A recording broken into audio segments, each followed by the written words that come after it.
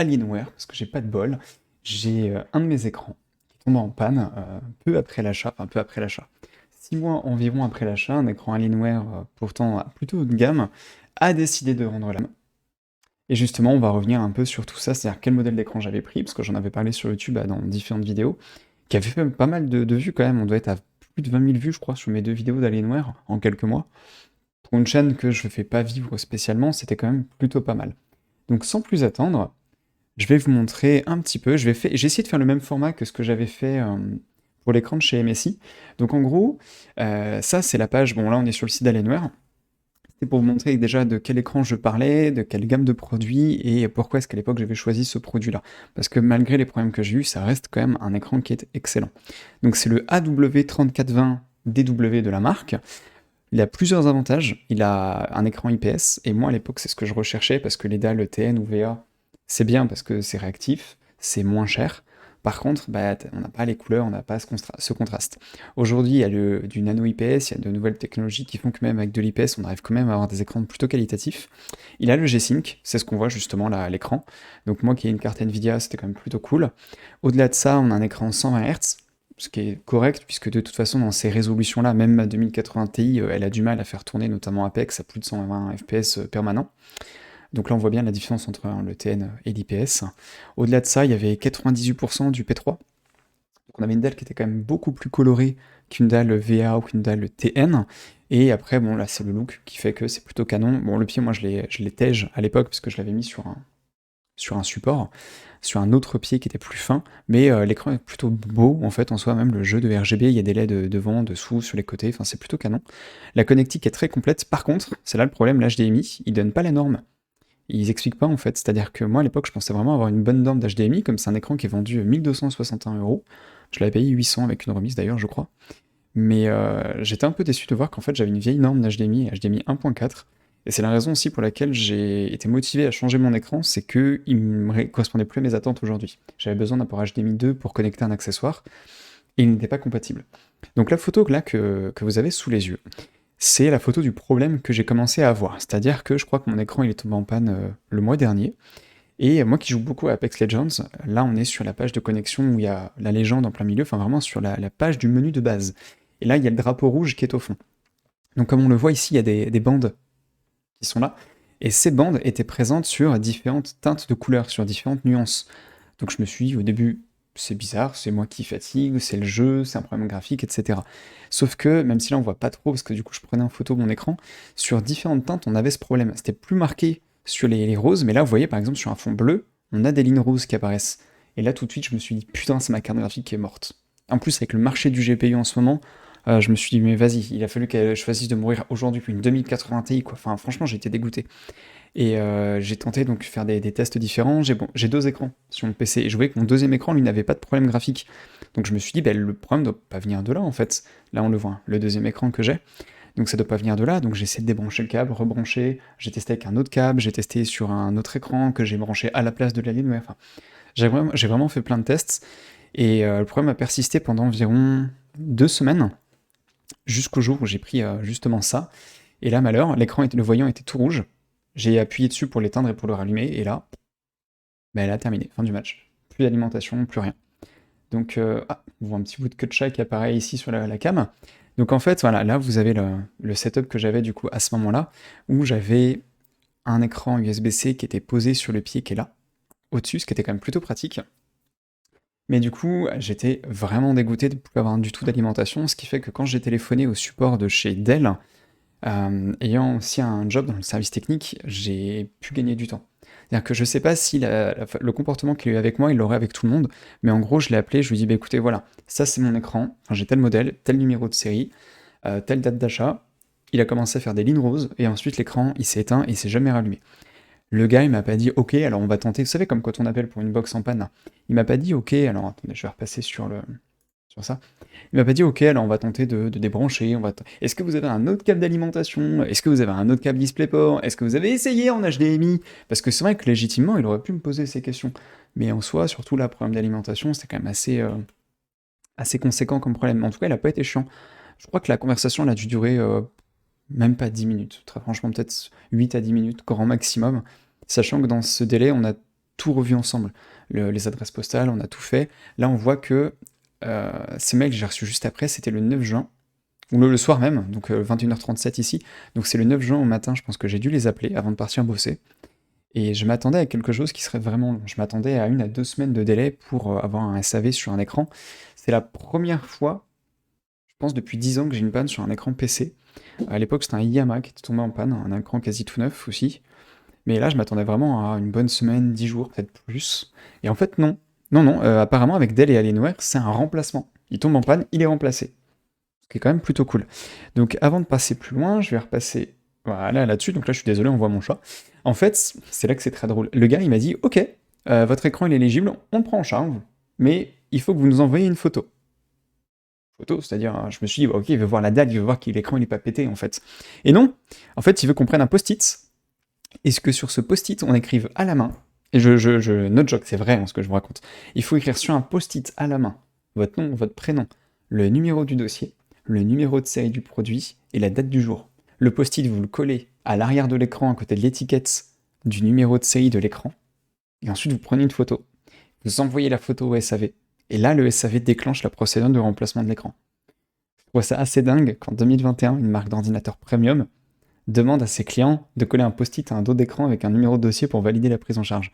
Alors, il doit bien y avoir une raison à ça. Je le dis avec le sourire, j'en rigole parce que je trouve ça ouf en fait. Mais il doit bien y avoir une raison qui explique ça. Il y a peut-être eu des fraudes, il y a peut-être eu des abus, il y a peut-être eu des contrefaçons, j'en sais rien.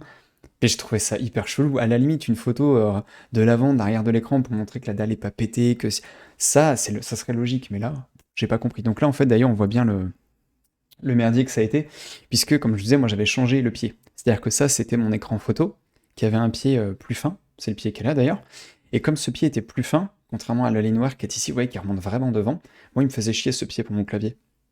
Du coup, le pied de l'Alienware, je l'avais mis sur l'écran photo, comme ça mon Mac qui était là, je le mettais entre les barres ici, c'était très bien. Ce qui fait que comme mon Alienware est tombé en panne, j'ai dû me faire chier à démonter mes 2 setups. Et là j'étais ravi, putain.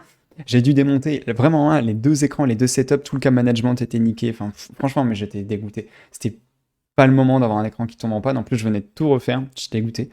C'est pour ça que c'est le bordel. Ça m'a fait chier.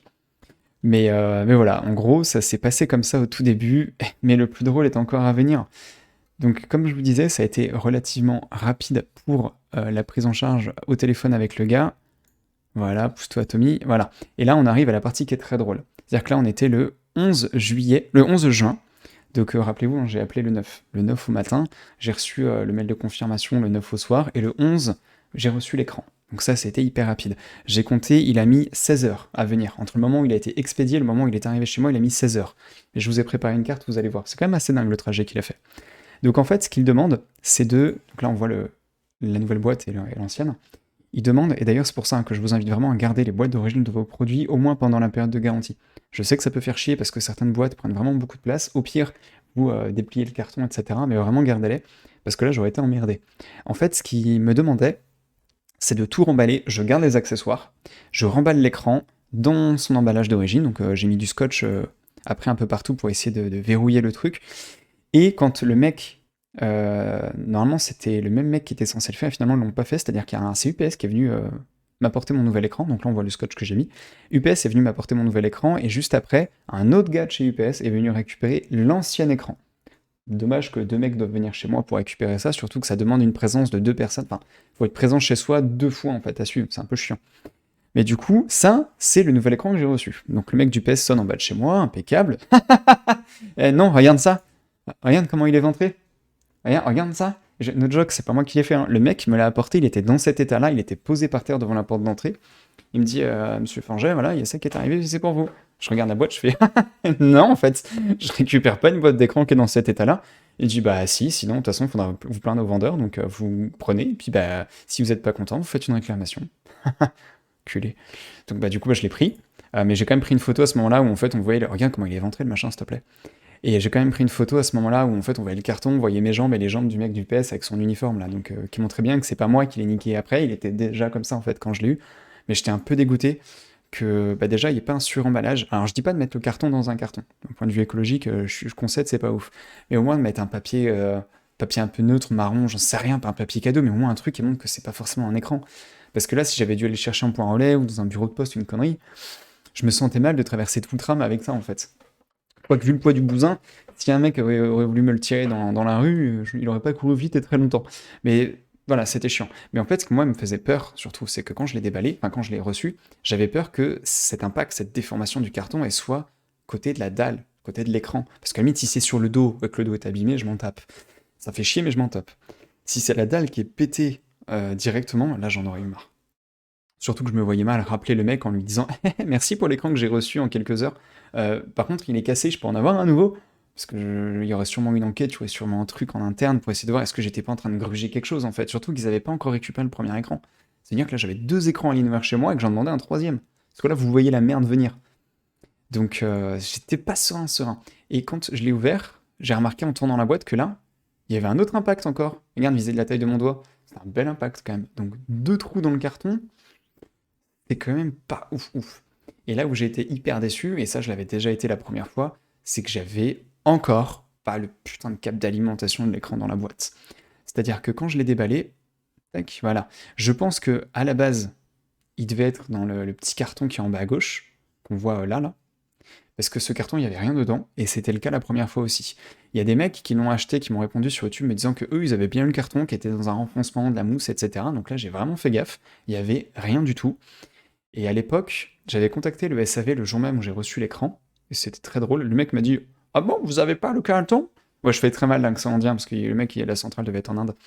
Et je dis non, je l'ai pas. En plus, vous devez voir, hein, je l'ai reçu il y a 2 heures. J'ai signé le bon de réception il y a 2 heures. Vous voyez, le carton, il est vide là. Il me dit ah bon, bah, c'est pas normal, mais on vous en envoie un. Il a mis 3 mois à arriver le câble d'alimentation. Sachant que sans câble d'alimentation, tu t'alimentes pas un écran, tu démarres pas. Donc ça sert à rien.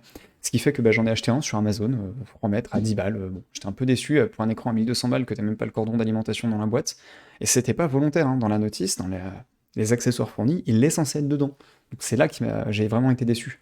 Donc par contre, sur l'écran de remplacement, il me donne les accessoires. HDMI, DisplayPort et puis le port USB, l'USB in, pour alimenter les ports internes, etc. et la connexion avec les périphériques. Et justement, on va avancer un petit peu. On voit que les mousses ont pas l'air abîmées. Putain, il y a encore mon chat, j'ai oublié qu'elle était là partout à ce moment-là. Bah oui, dès qu'il y a des cartons, elle fait ça curieuse. Elle. Mais la crainte que j'avais vis-à-vis de l'écran se confirmait, c'est-à-dire que quand j'ai tout sorti, donc là j'avais prémonté le pied d'ailleurs, qui est très facile à assembler, eh bien l'impact, il était vraiment du côté de la dalle de l'écran. Et j'ai testé, c'est-à-dire que quand j'ai enlevé l'écran, le module en fait de la mousse, on regarde le carton, et sans même forcer, hein, je forçais vraiment pas tout à l'heure quand j'appuyais sur le carton pour vous montrer, et ben le truc qui touchait mais limite la dalle. On le voit, regarde, on le voit là. Regarde, franchement, je sais pas ce qui a tapé, mais quand ça a tapé, ça a pas dû passer loin de l'écran. Vraiment dégoûté. Je vais avancer un tout petit peu, parce que ça on s'en fout maintenant, je suis assez revenu là-dessus. Et là où j'ai la frayeur, c'est-à-dire que quand j'ai tout assemblé, j'ai posé l'écran, alors j'ai fait exprès de pas refaire un cam management propre, mais quand j'ai tout assemblé, j'ai branché, et là, surprise, l'écran s'allume pas. Le tout neuf me refait le même problème d'alimentation. Et en fait, il a démarré, mais au bout de peut-être 5 minutes. Donc je me suis dit, est-ce que c'est pas une connerie d'histoire de bloc d'alim qui était pas assez chargé, que... Franchement, j'en sais rien. Mais là, on voit, j'appuie, il se passe rien. Donc autant vous dire que la petite goutte de sueur, parce que je venais quand même de sortir l'écran d'une boîte éventrée, donc même si la dalle avait quelque chose, là je le voyais pas. Parce que si c'était les cristaux qui étaient abîmés, ça on le voit quand la dalle est allumée. Donc là je me suis dit, putain, ça y est, le truc, ils me l'ont niqué, il s'est fait défoncer, là on voit qu'il était bien branché, hein. Mais un petit frayeur. Et finalement, au bout de quelques minutes, il s'est allumé, et là ça fait 1 mois et demi, 2 mois maintenant qu'il est là, qu'il est branché à côté de moi et qu'il fonctionne très bien. Donc, mitigé, on va dire mitigé ce bilan du SAV Alienware, dans le sens où service client ça a été cool. Là on voit d'ailleurs, ça c'est le trajet que l'écran a fait. Il est parti donc des Pays-Bas, et il a fait tout ce trajet. Pays-Bas, donc il est allé à Cologne. Cologne, ensuite il a atterri, je sais plus où, parce qu'il faut que je vois la carte, sûrement à Paris. Il a fait Pays-Bas, Cologne, Cologne, Paris, aéroport de Paris, Paris, Rennes, Rennes, Nantes, Nantes, Saint-Herblain. J'habite à côté de Nantes. Et il a fait tout ça en 16 heures. Donc là-dessus, par contre, j'ai strictement rien à dire. Ça a été hyper rapide pour moi qui m'attendais à avoir à peu près une semaine d'attente avec ça. L'emballage, ça pourrait être mieux. Le câble d'alimentation, bah oui, à nouveau, les mecs, 2 écrans, 2 fois pas le câble d'alimentation, ça vous fait chier.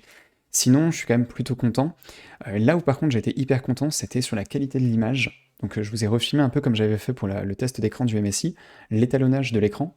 Donc c'est pour ça, arrêtez de me dire oui, mais moi mon écran je l'ai réglé, j'ai trouvé un tuto sur internet. Non, non, non, non, non, ça vous réglez pas un écran avec ça. Ça vous appuyez sur des boutons et c'est bien que vous touchez les réglages à la zob en fait. Ça veut rien dire. Surtout si vous n'avez pas un œil de photographe, de graphiste ou un œil qui est habitué au métier de l'image, bah, vos réglages ils sont daubés du cul en fait. Enfin, faut être honnête. La sonde, son rôle c'est qu'elle est lentille, il y a un capteur, ça regarde les couleurs émises par l'écran, ça vous aide à ajuster déjà les nuances de rouge, de vert, de bleu, la luminosité et le contraste de l'écran.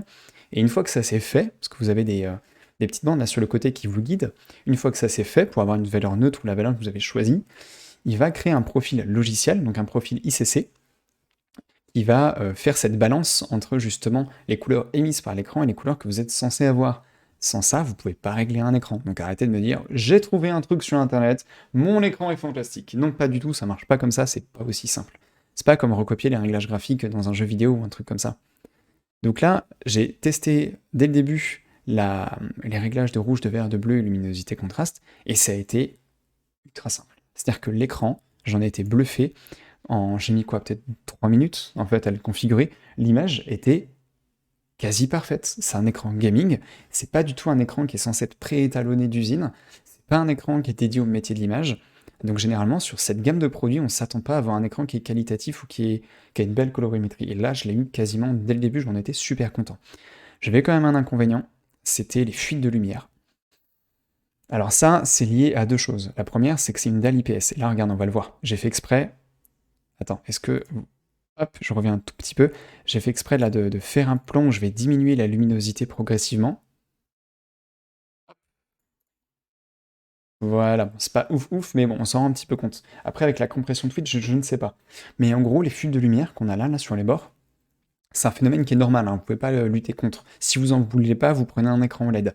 Par contre, il y a des dalles, par exemple les dalles VA, qui sont bien moins sujettes aux fuites de lumière de ce type. Et les dalles IPS en ont très souvent, parfois trop, parfois pas assez, enfin, il n'y en a jamais pas assez, mais parfois trop, parfois une quantité tout à fait raisonnable, vous pouvez rien y faire. Par contre, sur les écrans, j'ai remarqué ça, alors est-ce que c'est juste moi qui n'ai pas eu de bol ou le hasard, je ne sais pas, sur les écrans qui sont incurvés IPS, je remarque qu'il y a plus de fuites de lumière que sur des écrans qui ne sont pas incurvés, des écrans plats, mais IPS. Donc on voit bien ici que j'ai quand même des halos un peu partout. Par chance, ces halos sont quand même, je trouve, donc là j'ai pas pu tester côte à côte parce que l'autre écran était déjà mort, mais je trouve qu'il y avait quand même un petit peu moins de fuites de lumière que sur l'ancien écran.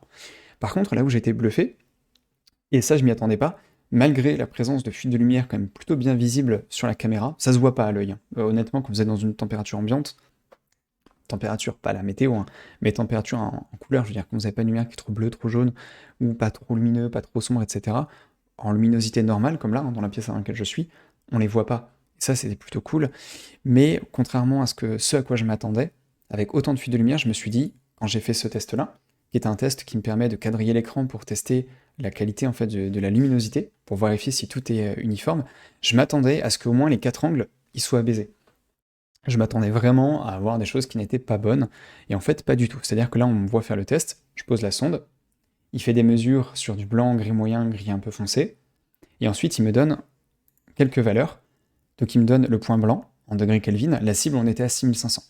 Donc là par exemple on voit je suis trop jaune, par exemple. Là je suis un peu trop bleu, enfin là je suis quasiment bien en fait, mais là je suis un peu trop jaune, là je suis trop bleu, je suis trop froid, mais en fait justement ça m'a permis de tester toutes les zones de l'écran, et finalement l'écran est parfait. Enfin parfait, pas optimisé à 100%, mais l'écran est quand même beaucoup mieux que ce à quoi je m'attendais, et, petit paradoxe, j'ai une meilleure uniformité sur mon écran gaming que sur mon ancien écran photo. Ça, c'est quand même plutôt cool. Si on les voit, les fuites de lumière. Ah, merci pour ce petit retour dans le chat. Et donc c'est là, une fois que vous avez étalonné, une fois que vous avez fait la mesure de votre quadrillage, après il vous affiche un tableau, donc celui-ci mais avec des couleurs. C'est-à-dire que les carrés deviennent verts s'il a réussi le test, et ils deviennent rouges s'ils ont échoué au test. Et là, même s'il y a quelques écarts très légers de luminance, finalement, ils sont pas assez éloignés les uns des autres pour nous donner un échec. Donc on avait quand même des couleurs qui étaient plutôt cool, enfin des couleurs, une luminosité qui était plutôt cool. Est-ce que je peux vous montrer à quoi ça ressemble? Voilà, ça ressemble à ça. Donc c'est pour ça que je vous dis vraiment, si vous n'avez pas de sonde, oui, vous pouvez quand même faire quelques petits réglages, etc., mais vous n'aurez jamais une belle qualité, en fait. C'est ça qui est dommage, d'acheter de beaux écrans et de ne pas les régler derrière. Donc si un jour, vous achetez un nouvel écran gaming, vous avez déjà un beau setup avec un bel écran gaming qui vaut au moins 300-400 euros, voire plus, et bien dans ces cas-là, demandez à un pote à vous. Si vous connaissez quelqu'un, demandez à un photographe, demandez à un graphiste, demandez à quelqu'un de votre entourage ou qui habite dans le coin, s'il n'a pas une sonde. Et s'il peut pas vous étalonner votre écran. Parce que c'est pas magique une sonde, hein. C'est pas genre il vous la donne, vous la posez et c'est réglé. Il faut quand même un minimum de connaissances pour. Faut pas faire des études non plus, mais il faut quand même un minimum de connaissances et de compréhension du logiciel et des accessoires que vous allez utiliser, sinon vous allez régler ça n'importe comment en fait. Donc demandez à quelqu'un dans votre entourage s'il peut vous régler l'écran, parce que comme je vous disais, c'est con d'avoir un superbe écran et de pas l'avoir réglé en fait. Vraiment, c'est dommage. Et comme je vous disais dans la vidéo du test du MSI, si aujourd'hui je suis passé sur le MSI qui est là, hein, c'est d'écran qui est ici, l'Alienware lui est passé sur le Mac. Et c'est là où c'est intéressant. Contrairement aux idées reçues, sur un Mac on peut avoir un écran 120 Hz. Et justement, l'Alienware, grâce à un petit câble magique que j'ai trouvé sur Amazon, qui me permet de convertir un écran DisplayPort en écran USB-C, enfin un câble DisplayPort USB-C, eh bien j'ai pu connecter mon écran Alienware au Mac, et justement cet écran Alienware, comme il a une meilleure qualité d'image que mon ancien écran photo, ben, il est passé sur le deuxième setup là qui est sur la gauche, et c'est quand même plutôt canon, parce qu'en fait, moi j'ai un Mac mini Apple Silicon, première le plus basique en fait, mais les ports USB-C qui sont dessus, c'est du Thunderbolt 3. Donc il y a un débit qui fait 40 gigabits seconde et qui est largement suffisant pour cette diagonale, en fait, cette taille de résolution, donc 3440 par 1440 à 120 Hz. Si je le branchais en HDMI, avec le port HDMI 1.4 de l'écran, mais j'étais bloqué à 50 Hz. C'est con. Normalement, si ça vous parle pas, c'est le taux de rafraîchissement de l'écran. En toute logique, on est à 60 Hz sur tous les écrans. Les écrans gaming ou les écrans haut de gamme ou les écrans notamment de certains smartphones Android vont taper dans les 75, 90, 120 Hz, etc. Et là, on voit bien du coup que j'ai 120 Hz sur macOS grâce à ce câble. Et ça, c'est plutôt cool parce que c'est un câble qui est vendu 80-90 euros à peu près en magasin. Et là, j'ai pu l'avoir à moins de 18 euros. Donc ça, c'est plutôt cool. Et ça, aujourd'hui, c'est mon setup actuellement, le setup sur lequel je vous parle, avec vraiment cette disposition. J'ai pris la vidéo ce matin. Donc à droite, on voit le micro avec le bras déporté, le petit Fuji qui est dans le coin, qui me sert de webcam. Mes deux écrans, donc un écran qui flotte, petit écran USB-C, l'écran MSI, et justement à gauche, l'écran Alienware, qui flotte un petit peu dans le vide. Et je trouve ça plutôt beau d'ailleurs. Et pour l'astuce, si vous avez deux équerres en métal, vous pouvez les visser. C'est ce que j'ai fait, hein, c'est hyper stable. Enfin, si moi je le fais, c'est que croyez-moi, j'ai testé avant. Je crois que je fais un gros plan d'ailleurs, je sais plus. Donc là, on voit le Mac Mini avec la carte son externe. Et en gros, oui, le micro, tu fais beau, petit micro. Et en gros, ce sont des équerres en métal que j'ai vissés dans le bois. Et non, je ne les montre pas. Donc ce sont deux équerres en métal. Alors attendez, est-ce que je peux vous remontrer ça? Il est où le petit bouton play? Il est là. On les aperçoit en fait à un moment. Elle descend là. On la voit, elle est ici en fait. Ce qui fait qu'en fait, cette équerre, elle fait à peu près 10 cm comme ça et 10 cm comme ça. Ce qui fait que, comme l'écran, j'aime pas l'avoir près des yeux, je le recule un maximum, surtout que ces écrans-là, ils ont des pieds, comme je le disais tout à l'heure, qui remontent vraiment à fond, quoi. C'est horrible. Du coup, ça me permet vraiment d'avancer le bureau, de reculer, parce que c'est un mur en parement, c'est la vraie pierre que j'ai sur le mur, et j'avais pas envie de la percer pour... C'est super astucieux qu'elle gagne de place. Mais ouais, mais carrément, bah, j'étais hyper content quand j'ai trouvé ça. Là où j'avais quand même un peu peur, c'est qu'il y a des écrans qui pèsent vraiment très lourd, et j'étais pas serein. Donc la première fois que je l'ai fait, on l'a fait à deux. C'est-à-dire que moi, j'étais assis derrière le bureau, au milieu de vis. Je crois que j'étais avec ma copine. Moi aussi, je devais sûrement être avec ma copine à ce moment-là. Et puis, il y avait l'écran qui était posé. Puis vraiment, on posait centimètre après centimètre, tout doucement.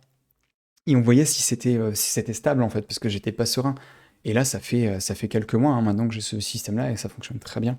Dans mon ancien setup, d'il y a quelques mois, enfin de l'année dernière, mon écran était fixé au mur avec un support de chez Arctic, qui était un support extra plat. C'était top, hein, l'écran flottait au mur, c'était magnifique. Ça avait deux inconvénients, c'était pour le co-management, c'était chiant, parce que c'était un mur en béton, c'est pas comme avec un mur placo avec une cloison, je pouvais faire passer les câbles propres et tout, donc c'était un peu chiant. Mais là, comme c'était de la pierre, hop là, attendez, je me suis perdu là-dedans. Comme c'était de la pierre, je voulais pas percer le parement pour foutre un écran au mur, sachant que si ça se trouve, dans 6 mois, dans un an, dans 2 ans, j'aurais déplacé tout ça, il y aurait eu 4 trous que j'aurais pas forcément pu reboucher comme on rebouche du béton en fait.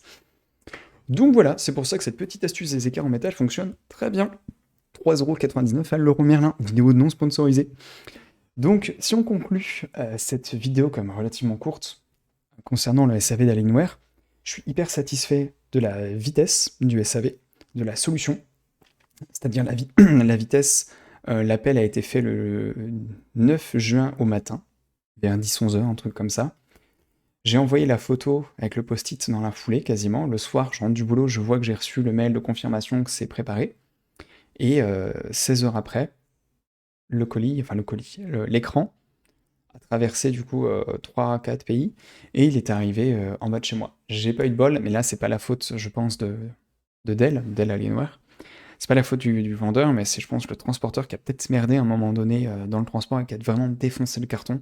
Et il s'est fallu peut-être qu'un seul centimètre ou quelques millimètres pour pas que ma dalle soit détruite. Sans ça, comme je vous disais tout à l'heure, j'aurais un putain de mal à justifier. Enfin, comment tu vas dire à un vendeur, merci, j'ai acheté un écran, en promo en plus, parce que je l'avais eu 800 au lieu de 1200. Merci de m'en avoir envoyé un deuxième. Je ne vous ai pas renvoyé le premier, mais il faudrait que vous m'en renvoyiez un troisième. Parce que le deuxième, ah oui, il a eu un problème, oui, il est cassé. Mais non, je vous jure, c'est pas moi qui l'ai cassé. Il était déjà cassé quand je l'ai eu comme ça. Enfin, je voulais pas rentrer dans ces trucs-là, donc j'ai vraiment flippé. Mais pareil, la solution proposée, le mec au téléphone m'a vraiment pas fait chier. En fait, il m'a dit oui, les garanties Alienware, c'est remplacement à neuf. Bah écoute, c'est parfait. Moi, je m'attendais vraiment à soit déjà une semaine, 10 jours de délai pour un remplacement, ou alors 3 semaines, un mois pour une réparation, en fait. J'ai un collègue de boulot, là, un pote.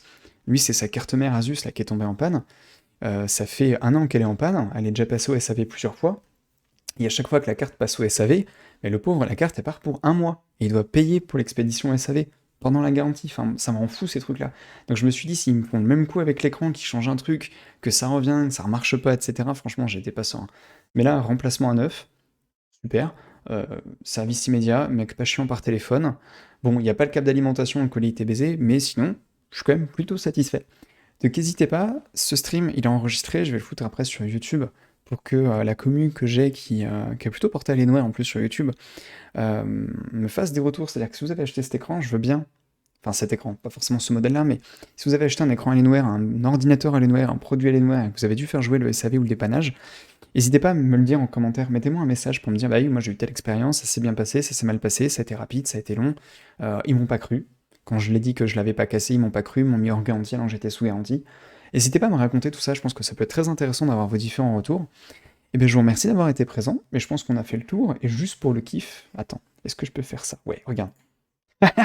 Juste pour le kiff, je mets le petit écran de fin, et moi je vous dis à très bientôt.